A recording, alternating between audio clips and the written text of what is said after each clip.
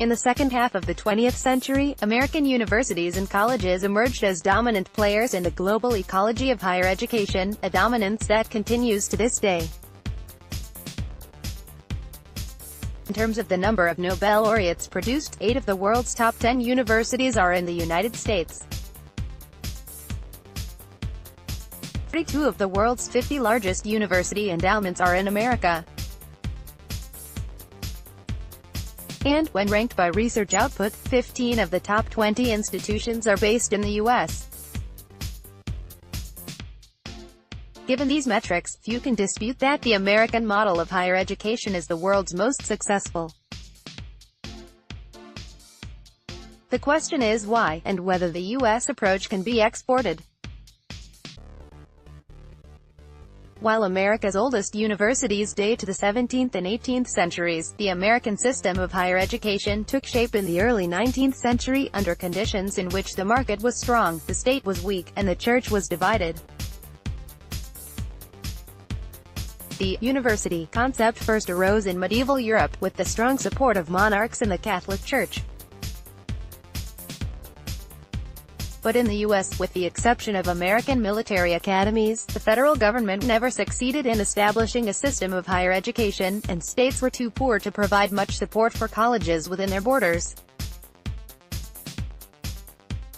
In these circumstances, early U.S. colleges were non-profit corporations that had state charters but little government money. Instead, they relied on student tuition, as well as donations from local elites, most of whom were more interested in how a college would increase the value of their adjoining property than they were in supporting education. As a result, most U.S. colleges were built on the frontier rather than in cities. The institutions were used to attract settlers to buy land.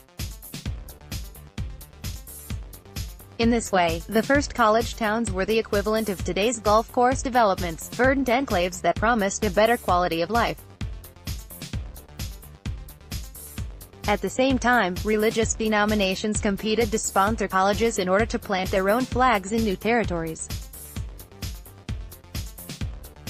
What this competition produced was a series of small, rural, and underfunded colleges led by administrators who had to learn to survive in a highly competitive environment, and where supply long preceded demand. As a result, schools were positioned to capitalize on the modest advantages they did have.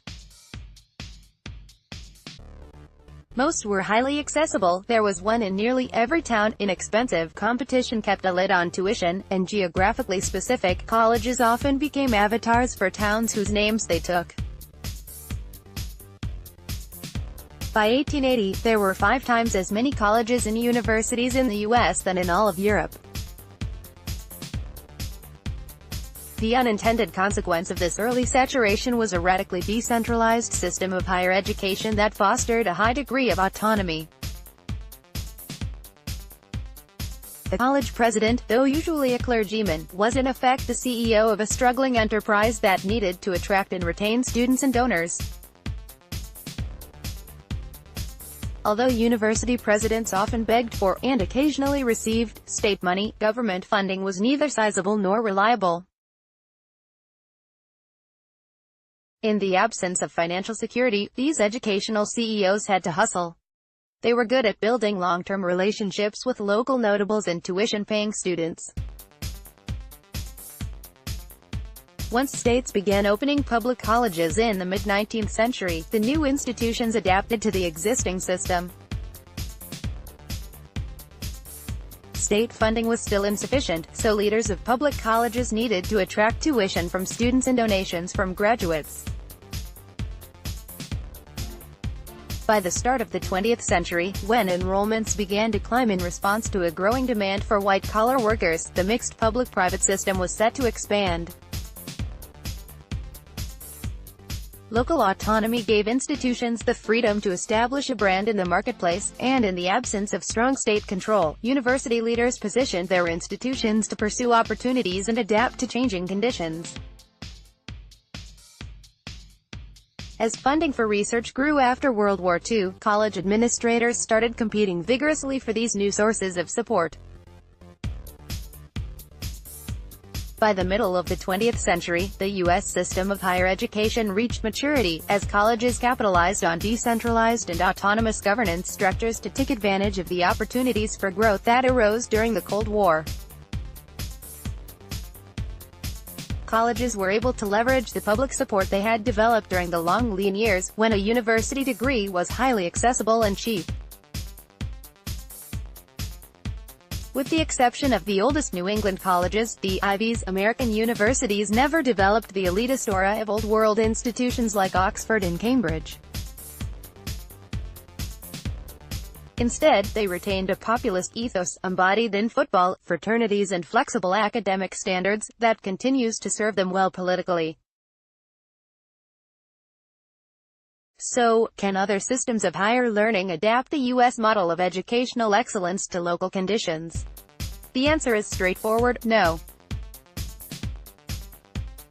In the 21st century, it is not possible for colleges to emerge with the same degree of autonomy that American colleges enjoyed some 200 years ago, before the development of a strong nation-state. Today, most non-American institutions are wholly owned subsidiaries of the state. Governments set priorities, and administrators pursue them in a top-down manner.